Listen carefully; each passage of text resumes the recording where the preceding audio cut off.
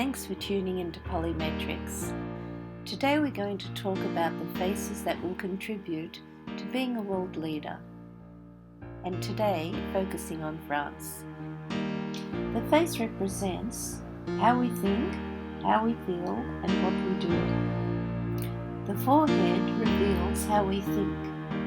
This governs the way we feel. The way we feel plays out in our actions and habits. Then consequently, what we actually do determines the direction and destiny of the nation. It's all about measuring shapes and combinations of shapes. Today we're going to look at France in 2017. The French presidential election, round 1. A quote from Charles de Gaulle. How can you be expected to govern a country that has 246 kinds of cheese? Similarly, since the French Revolution in 1789, France has had the freedom to adopt many philosophies and values. However, does France have a core position on values, or does it remain in the imagination of the individual? It could be argued that the individuality and subjectivity of France's identity and values are planted firmly in mid-air. The face is the mask we wear. This is skin deep, draped over our bone structure. The way we think develops the accents that are mapped on our flesh. This is an open book for all to read. The right and the left brain pull in different directions, along with a multitude of our emotions playing out from the way we think. This is our personality. In contrast with the skin that drapes over our bone structure, this represents our temperament, our forehead, our nose, our chin, and our jawline. This is what we were born with, and this is what remains fairly constant. I have noticed one similarity amongst many candidates, and that is that their hairline shape around the forehead does not recognize the temple. There is no or little definition of a temple peak. The peak is usually attributed to childhood disciplines relating to schooling or social frameworks. In many cases, this seems to be absent. If the opposite is true, there may have been an absence of early childhood structures and disciplines after the storming of the Bastille and the Enlightenment. The past few generations may have had a more open childhood with less constraints and conformity. Therefore, the hairline is more open and rounded, without any points of resolve. Le Pen's face shape is an oval. These are dedicated people of principles, fearless, diplomatic, intelligent, authoritative, with good people skills. They always know the right things to say. They are pioneers, bold and firm, and good in positions of justice. Mélenchon's face shape is a hybrid between a square forehead and a triangular jawline. He has a wide lateral forehead, making him a lateral thinker. His jawline is soft. This also means that he could be weak-willed but flexible, although he is territorial and courageous. Villon and Macron's face shapes are both rectangles. They tend to dominate but with less force, and often get their own way in politics and business. This shape is squared off at the forehead and chin, although, to interrupt the balance, Macron's forehead is extraordinarily wide and accentuated. He is likely to push ideas from his head rather than from a practical and physical position. Rectangles value logic and are very good thinkers, but they often overthink. They're usually planners and live in their own heads. Also, the chins of the four candidates are more rounded rather than chiseled and square.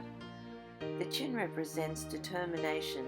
A rounded chin is quite pleasant, supportive, generous and sympathetic. Le Pen's and Fillon's chins are wide. They can take adversity because they are physically and emotionally tough. Mélenchon's chin juts out a little more than the others. This shows that he could be more forceful, confident, enthusiastic and sure of himself, although his chin seems to be more narrow, revealing sensitivity. Macron has the longest chin. This shows that he is likely to be loyal, affectionate and genuinely concerned about others. Le Pen's forehead is round and sloping backwards. This means that she is a quick decision maker. Mélenchon's and Fillon's foreheads are wide and also slope backwards, making them quick decision makers and lateral thinkers. Macron has a wide and high forehead. However, his profile is more straight, making his decision making linear, a step-by-step process. He builds his process to make decisions. He is not likely to make decisions quickly. Le Pen, Mélenchon and Fillon's noses are all straight. This shows patience, kindness, balance, elegance and power to endure. It also shows indifference, liberal ideas in relation to moral and social conventions. Macron's nose is like an eagle's nose and hooked. People with big noses are likely to be their own bosses and don't like receiving orders. They get bored with systematic and repetitive work. Large-nosed people have high energy levels, but they are more materially concerned than spiritual. Le Pen's eyebrows are rounded with an arch. Her thoughts flow smoothly and you easily grasp whole concepts. She is balanced, using equally her right and left brain in assessing conflict.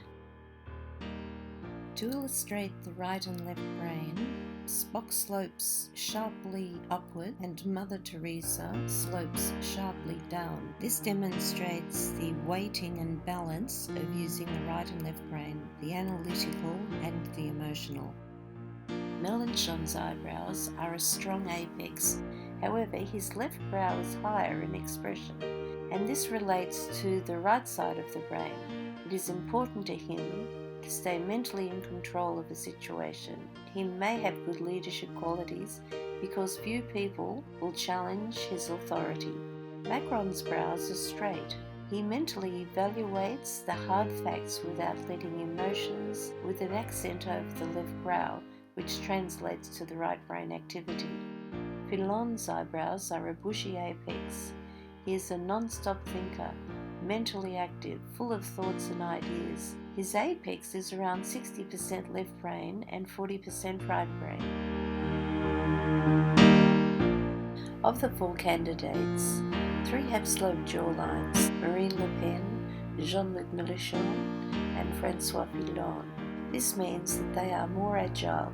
However, they can have a weaker will and have lower stamina. Emmanuel Macron has a stronger chin with high stamina. However, he can be stubborn.